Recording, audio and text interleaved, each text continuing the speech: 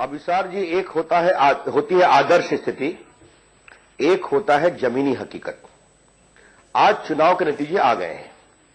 आदर्श स्थिति यह होती कि हमें बहुमत मिलता या कांग्रेस पार्टी को बहुमत मिलता। यह खंडित जनादेश है। अब इस खंडित जनादेश की वास्तविकता, जो क्रूर वास्तविकता भी है, उसे आपको स्वीकार करना पड़ेगा।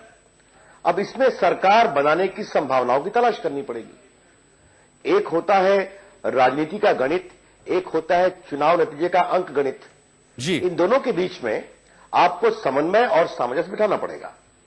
मैं एक बात अवश्य कहूंगा कि झारखंड में अभी हमने मधु कोड़ा का फिनोमेना देखा, भ्रष्टाचार की पराकाष्ठा थी। तो कम से कम एक तो अपेक्षा अवश्य होगी जो मेजर पॉलिटिकल पार्टीज है जी कि मधु कोड़ा टाइप के प्रकरण की वापसी ना हो जी, कि जो स्वतंत्र उद्यमी विधायक हो वो अपनी भूमिका तलाशें, अपनी कीमत आंकें और मुख्यमंत्री बनने का ख्वाब देखें।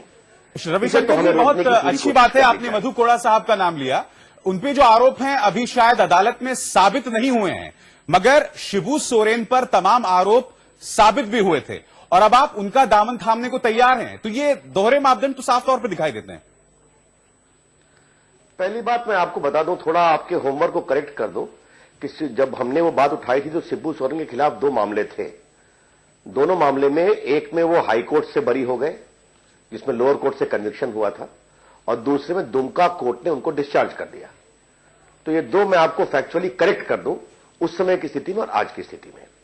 फिर मैं कह रहा हूं, आज के आपका ये जो चर्चा है ये शिबू सोरेन के व्यक्तित्व और उनके कृतित्व पर नहीं है जी, ये है झारखंड के चुनाव के नतीजों पर, और चुनाव के नतीजा जो अंक गणित है वो हमारे सामने है। नहीं, बिल्कुल सही कहा आपने। हम ये दावा कर सकते हैं कि हमारे पास बहुमत है, मगर सरकार बनाने के लिए आखिर आप क्या करने को तैयार हैं, जनता वो भी जानना चाहेगी। शकील अहमद साहब, मैं आपसे यहां पर जानना चाहता हूं, अब शिबू सोरेन एक ऐसे फैक्टर हो गए जिनके बगैर आप सरकार नहीं बना सकते। आप इस बात को बखूबी जानते हैं कि मनमोहन सिंह जी क्या राय रखते हैं शिबू सोरेन के बारे में।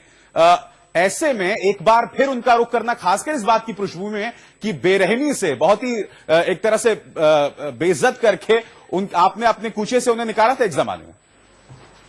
नहीं, बिल्कुल न्यायालय का कुछ ऑब्जर्वेशन था, इसके वजह से वो गए थे। उसके बाद झारखंड में कांग्रेस के समर्थन से वो मुख्यमंत्री हुए थे। अगर मुख्यमंत्री रहते हुए वो विधानसभा का चुनाव नहीं हार जाते, जनता का आदेश सर्वोपरि होता है, तो शायद ये चुनाव उन्हीं के नेतृत्व में होता। मगर फिर आज उसी झारखंड की जनता ने उनको ये 18 सीटें दी है। इसलिए अगली जो भी सरकार होगी उसमें मेरे ख्याल में वो धर्मनिरपेक्ष लोगों के पक्ष में झारखंड की जनता ने मत दिया है, इसलिए शिबू सोरेन जी की उसमें महत्वपूर्ण भूमिका होगी।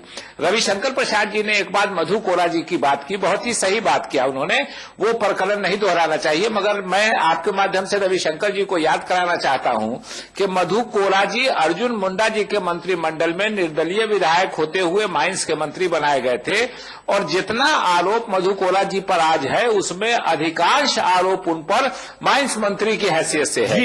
इसलिए मधु कोड़ा जी का प्रकरण रविशंकर प्रसाद जी की पार्टी ने ही शुरू किया था। ये कांग्रेस को अगर घुमा फिरा के वो कहना चाहते हैं या यूपीए को कहना चाहते हैं तो उनकी याददाश्त पर हम फिर जरा रोशनी डालना चाहते हैं। रोशनी डालिए, बिल्कुल कई जगह रोशनी डाले जाने की जरूरत है। चलिए, बाबूलाल मरांडी एक और अहम फैक्टर हैं, उभर कर आए हैं इस चुनाव में, और कहीं ना कहीं दिल में एक कसक जरूर होगी रविशंकर प्रसाद जी की कि कहीं ना कहीं वो उनके साथ होते तो तस्वीर बिल्कुल मुख्तलिफ, बिल्कुल जुदा होती।